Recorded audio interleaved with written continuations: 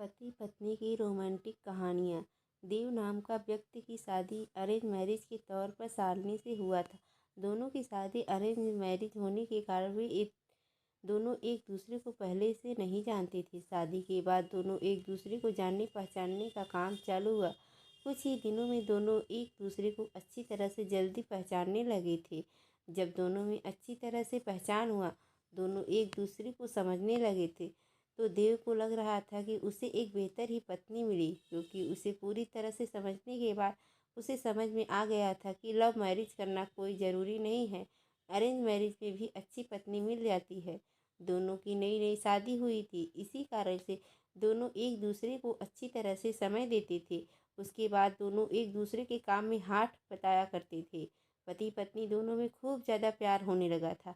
अब उसकी पत्नी भी देव को समझ गया था और उसे किसी भी प्रकार का कोई काम या किसी प्रकार की कोई सामान ज़रूरत पड़ने से पहले ही उसकी पत्नी उसे सामने हाजिर कर देती थी। एक दिन देव अपने दोस्त को सूरज को अपने घर दावत पर बुलाया था। देव और शालिनी के प्यार को देखकर सूरज बोल उठा, तुमने तो अरेंज मैरिज की है, लेकिन तुम्हारी पत्नी बहुत ज़्यादा ही अच्छी है, तुम्हारा बहुत ज़्यादा ख्याल रखती है और तुम दोनों भी अच्छी तरह से अपना काम कर रहे हो। तुम्हारी पत्नी तो बहुत ज़्यादा खूबसूरत है और हर काम में तुम्हारा बहुत ज़्यादा ध्यान रखती है।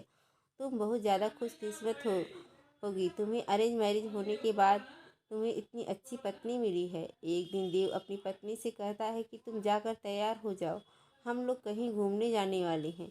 हम लोगों को शादी को होगी इतना दिन हो गए और बहुत सारे काम होने के कारण हमें टाइम नहीं मिला घूमने के लिए। चलो वहाँ आज हम लोग घूमने के लिए कहीं चलते हैं। इतना सुनकर उसकी पत्नी शालिनी से कहती है कि आपने तो बिल्कुल अच्छा कहा जी, बहुत दिनों से हम लोग कहीं घूमने नहीं गए। अच्छा हुआ आज आपने बोल दिया, हम लोगों का मन नहीं लग रहा था। चलो कहीं घूम कर आते हैं। दोनों एक कार में बैठकर घूमने के लिए निकल पड़ते हैं। रास्ते में जब हाईवे पर गाड़ी जाती है तो उसे एक बड़ी गाड़ी में टक्कर होने के कारण दोनों दुर्घटनाग्रस्त हो जाते हैं। देव को जब होश आता है तो वह हॉस्पिटल में था। जैसे ही होश में जाता है वह अपनी पत्नी को ढूंढने लगता है। तभी अपनी पत्नी को ढूंढते ढूंढते दूसरे कमरे में चला जाता है। वहाँ देखता है कि उसके सर अथवा पैर में तो दोपहर दोपहर में बहुत ज़्यादा चोट आई है। देव घबरा कर डॉक्टर से पूछता है कि मेरी पत्नी की तबीयत तो ठीक तो है, क्या वह सही हो जाएगी ना। तभी डॉक्टर कहता है कि तुम्हारी पत्नी की पैर की नसों में ज़्यादा खून निकलने के कारण पैर को काटना पड़ेगा, वह चल नहीं सकती है। इतना सुनते ही शालिनी की आंखों में आंसू आ गए और कहती है कि मैं तो आपके ऊपर अब बोझ बन गया हूँ ना। उसके बाद देव कहता कि ऐसी कोई बात नहीं है, इतने दिनों से तुमने मेरा ख्याल रखा था, अब मेरा फर्ज बनता है कि मैं भी तुम्हारा ख्याल रखूँगा। अब दोनों साथ मिलकर अपने घर की तरफ रवाना हुए। घर जाकर दोनों एक दूसरे के बिना ना रहने की कसम खाई थी। फिर उसके बाद आपस में फिर वह अपनी जॉब को छोड़कर घर से ही वर्क टू होम मतलब कि वर्क फ्रॉम होम किया करते थे। साथ ही घर रहकर अपनी पत्नी की मदद तथा उसकी देख रेख में उसका मदद किया करता था।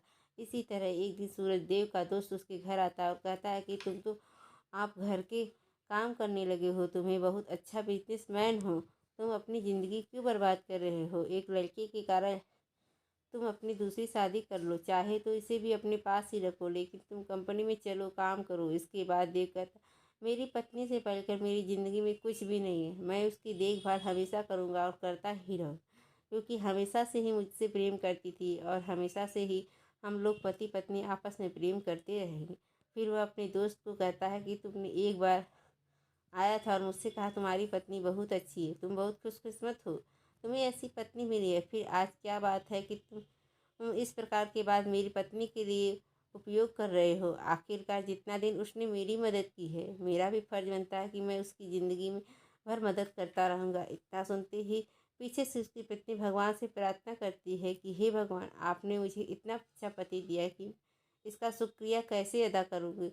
और वह सदा के लिए एक दूसरे से प्रेम करते रहे और अपनी ज़िंदगी को आगे बनाते रहे। इसलिए मेरा मानना है कि पत्नी चाहे जैसे भी उसे कभी नहीं छोड़नी चाहिए और पत्नी को कोई तकलीफ होती है उसका साथ देना चाहिए, ना उसके साथ छोड़ना चाहिए। दोस्तों ये वीडियो कैसी लगी? अगर ये वीडियो अच्छी लगी हो तो कमेंट जरूर कीजिएगा। इस चैनल पर नए हो तो इस चैनल को सब्सक्राइब अवश्य कीजिए।